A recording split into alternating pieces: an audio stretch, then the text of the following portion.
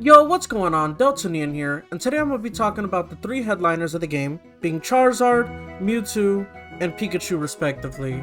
Now, in terms of what the dev team wanted, they probably wanted these three headliners to be the most powerful cards in the game, and I feel like they pretty much got there. I feel like the most lacking one is this Charizard, but it's not Charizard's fault, it's the way the game works. Being a basic Pokemon just makes you far more consistent. Turn 1, you come out on the field and you do everything that you need to do, as long as you get the energy necessary.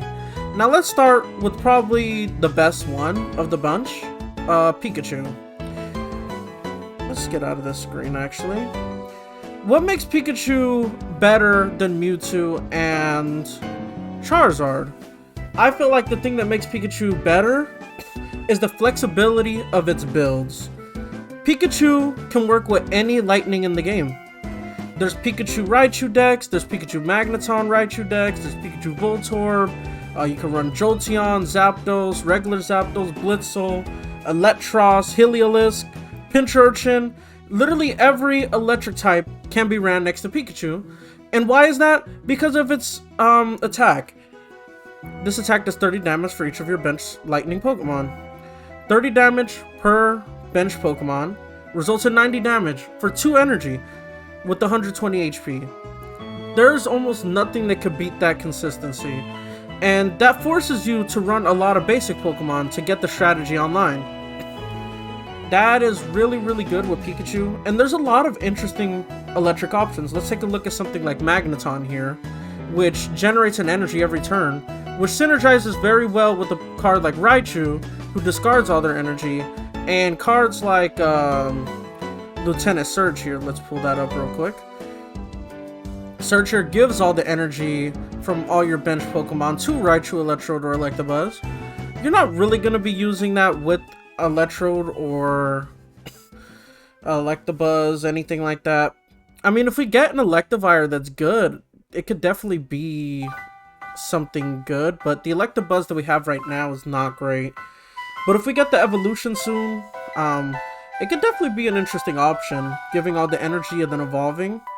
But the thing that makes Pikachu so strong is just all the cards that it can be run with. Electrode could be good because you can start, if you're going first, putting a Voltorb in the front to tank, and then instantly evolving into Electrode and being able to retreat into whatever you want, so you could kind of gauge what your opponent's deck is very, very strong. And then there's Pokemon like Zapdos, which is pretty important for Electric because it's the only one that doesn't share the weakness. Every Electric type is weak to Ground, except for Zapdos, which is weak to Electric, which, if you're running into a mirror match, you don't even need to run Zapdos in the front. You can just build it up on the bench or whatever. There's Pokemon like Zebstrika, which can kind of help alleviate Pikachu's damage. Like, the problem with Pikachu is sometimes it doesn't do enough damage, especially to tankier Pokemon like Venusaur or who's kind of tanky? I guess just Charizard and Venusaur, really. I would say Blastoise, but it's weak to Electric, so not Blastoise. But yeah, Pikachu is just so consistent, has a lot of good partners. Let's say you do 90 damage, they try to retreat, Zebstrika can snipe them off the bench, so they can't do that. Zapdos could be very powerful with a Thundering Hurricane. Honestly, I kind of like regular Zapdos as well. 100 HP, 1 retreat cost, 100 damage, 1 prize point. I feel like that's actually pretty strong. And I feel like a thing that people don't talk about enough with Pikachu decks is the fact that you have so many Pokemon that are basics that are good, so you can just sacrifice them. And that doesn't really hurt Pikachu, because you have so many basics in your deck. But yeah, I feel like I've talked enough about Pikachu now, right? I think we can start moving on to the next Pokemon, which is gonna be Mewtwo. Now, what makes Mewtwo powerful? The fact that it's a basic Pokemon, right? 150 HP, so tankier than Pikachu. And it has a pretty easy to get attack here. It has 2 attacks. 2 energy, 50 damage is actually pretty consistent and strong. Can 2-shot a lot of stage 2, I mean, not stage 2, stage 1 Pokemon and basic Pokemon. with 2 hits of Side Drive, or Side Sphere, I'm sorry. Side Drive will one-shot most cards in the game. And Gardevoir helps enable this Pokemon.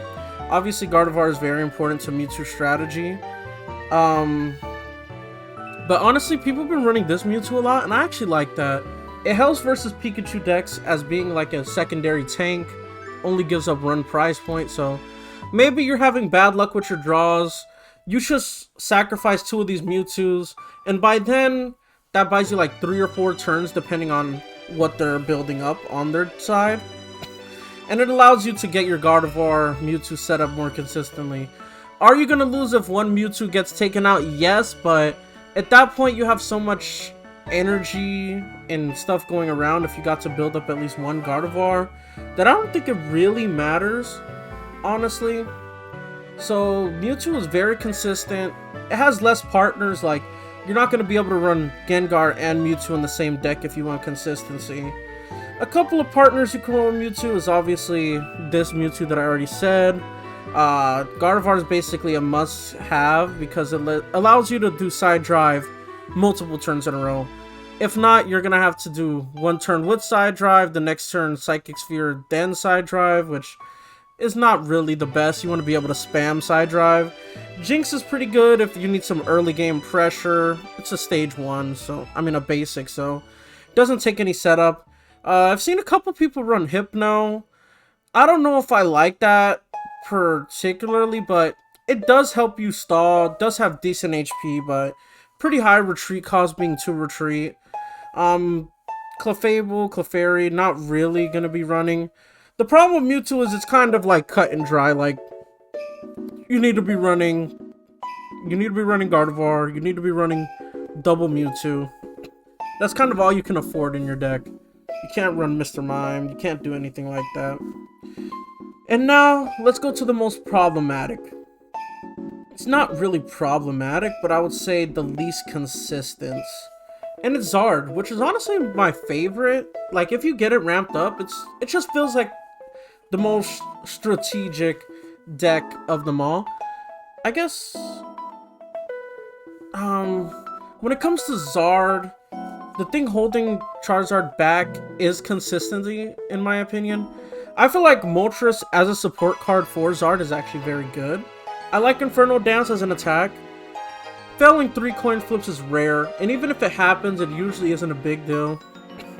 But the energy, I feel like, is not really ever the problem with Zard, unless you don't get Moltres online quick, and then they get to build up like their strong attackers like Pikachu, which hits this for 110. That's kind of scary, but other than that, I feel like the main thing holding Zard back is the fact that it's a stage 2. There are a couple ways they could alleviate this with like rare candies or things that let you search their deck, but I'm not sure if they want to do that so quickly. Like, it took the TCG a while to add stuff like that, but it would be nice if they just add cards that let you search for specific cards or rare candy that let you evolve. I think in the TCG there's a rare candy that evolves you all the way to your stage 2. Maybe if they just add one that evolves you to whatever your next step is. Like, let's say if you're running a Charmander, it'll evolve you into Charmeleon. But if you have a Charmeleon, it'll evolve you to Zard. Just to make it one step easier to get the evolution you need. And it can be used for multiple Pokemon in your deck, which maybe makes it overpowered. Like, you could be running Zard and Arcanine in the same deck, which is actually picking up in popularity, and then you just have both there. It can be overpowered, which is why I see they don't have it yet, but I think it can be interesting. Now let's look at the trainer cards that help Zard. I feel like the main problem with Zard is that it doesn't really take advantage of any supports, particularly like the other ones. Like, Sabrina can be good if you want to take out, like, a 2 prize point Pokemon, but this doesn't really help Zard that much. The most helpful trainer card for Zard is this right here. Professor's Research. Draw 2 cards. Something like Blaine doesn't help Zard decks. Giovanni doesn't help because you're one-shotting everything. And I feel like that's the main thing holding something like Zard back. I feel like Mewtwo also doesn't really take advantage of these that much, but Giovanni can help it take out like Exeggutor and stuff. Sabrina can help it KO Pokemon in the back that may have less HP. Like, if you're fighting a Zard and they have a Moltres in the back, it allows you to one-shot Moltres. So really, you have to run a lot of trainer cards in Zard because you have a Stage 2 in Moltres, and that's kind of all you want. But most of the trainer cards don't really help, so something that could help Zard ramp up quicker would be nice. Personally, in my Zard decks, I run one Meowth. I don't want to dilute the pool so much so that Moltres is hard to get, but sometimes there's a couple games where you can't get Zard, and you already have the energy on Zard, you have Moltres set up. So I like to hold on to Meowth. Like, I have Meowth in the deck. Either I start the game with Meowth, or I end the game with Meowth, if that makes sense. Like, there's some games where I get Meowth on like turn 3 and I never play it. But there are some games where I start with Meowth and I just get so many cards so quickly that my opponent can't even keep up. Or I'm late into the game, my Zard has 5 energy on it, they have multiple EXs, so that's kind of all the energy I need, because 5 allows you to do Crimson Storm 2 turns in a row. But I'm missing a Charmeleon. I have 2 Zards in my hand, I have Meowth in my hand, and this is what I do. I just put Meowth down, retreat Moltres, and I just get 1 or 2 attacks with Meowth. And sometimes those 1 or 2 draws could be the difference between winning or losing. And sometimes you get Meowth, you get it online, it takes a hit, it has no health. I actually run Persian in my Zard decks. I know people aren't going to like that, but it's just for something like Articuno doing splash damage or Zebstrika being able to snipe it off the bench. I just don't want to deal with stuff like that, so I have Persian just for the extra HP on the bench. I'm never using Persian as an attacker because I feel like its effect is kind of weak. If we get a stronger Persian, like a Persian that does 70, basically like Golduck. Let's take a look at Golduck. If we get a Golduck version, this would be insane, because Psyduck has utility like Meowth. This one stops people from being able to use support and does 10 damage, similar to how Meowth does 10 damage and draws a card. But it has Golduck as well that does 70 damage. And I feel like Persian could be very, very strong if we just get a Golduck version. Because Meowth could be a very good support option in the beginning. And then you just put Persian down, and then you do 70 damage, and that's very consistent and very strong damage. Something that could potentially help Zard in the beginning of the game is kind of low energy, but I mean, not low energy, low health, but guaranteed putting your opponent to sleep can definitely help, especially later in the game. In the beginning of the game is kind of less impactful because evolution gets rid of status and you can just switch, but I can see it being strong, and that's really all I gotta say about that. We need a better Persian for Zard. I think that would really, really help. What else did I want to talk about? There was something I wanted to talk about.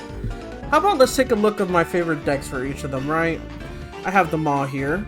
We got Mewtwo. I don't run the other Mewtwo in my deck, which I think is a mistake.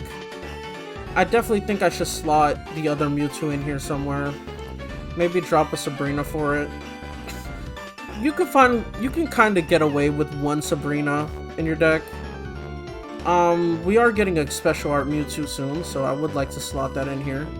But yeah, I would like to throw that in there. This is probably my favorite version of that deck. You just got 2 Gardevoirs, 2 Kirlias, 2 Ralts, 1 regular Mewtwo, and 2 of the good Mewtwo EXs.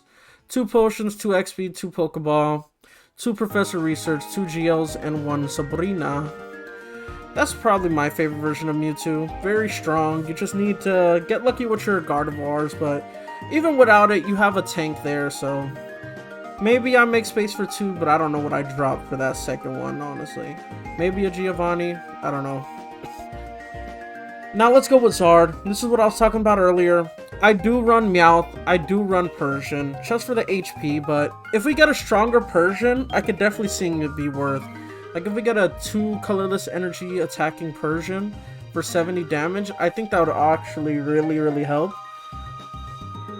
But I don't think Persian's bad just for HP.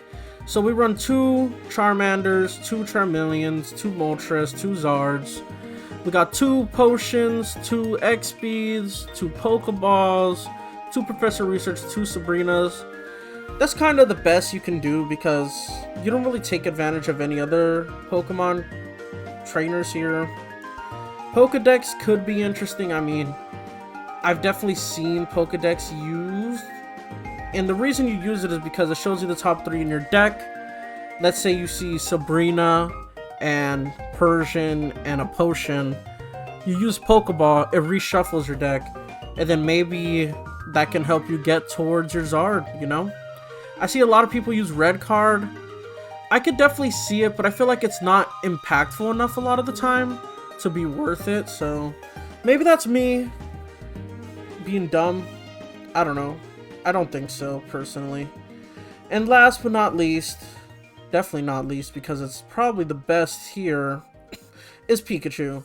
Now, I am being a bit greedy with this deck. I kind of want a little bit of everything. I got 2 Magnetites, 2 Magnetons, 2 Raichus, 2 Pikachus, 2 Pikachu EXs, and a Zapdos. We got 1 X-Speed, 2 Pokeballs, 2 Professor Research, 1 Sabrina, 1 Giovanni, 2 Surges. I see a lot of people using 1 Surge, and I can understand that. I mean, you get that 1 big attack, that could definitely change the game, but I like having 2 Surges. Being able to just spam Thunderbolt, a very powerful attack, 140. Not a lot of Pokemon can live that. But the reason I think I'm being greedy is because I have 2... I used to have 2 X-Speeds, I dropped 1 for Giovanni, because I want to be able to one-shot Mewtwo with Raichu. Obviously, there's not a lot of situations where that's going to happen, because a lot of the time you want to be using Surge to get the energy on the Pikachu. You don't want to be fully committing to Pikachu. But I think being greedy sometimes is good. Sometimes you see a Mewtwo and you're like, okay, I need to build up my little Pikachu here. Get ready for Raichu to be able to one-shot it with Giovanni. And you just do that. You hope you pull your X-Speed, but having only 1 X-Speed, 1 Sabrina, 1 Giovanni makes it hard to be consistent with the decks because a lot of the time you're banking on a 1 in 20 chance of being able to get the exact card you want when you want it. But having 2 opportunities for Surge is just too good in my opinion. I could drop 1 for an extra Geo or an extra X-Speed just for more consistency, but I kind of like how it is. And we only have 1 Zapdos because Zapdos is kind of bait.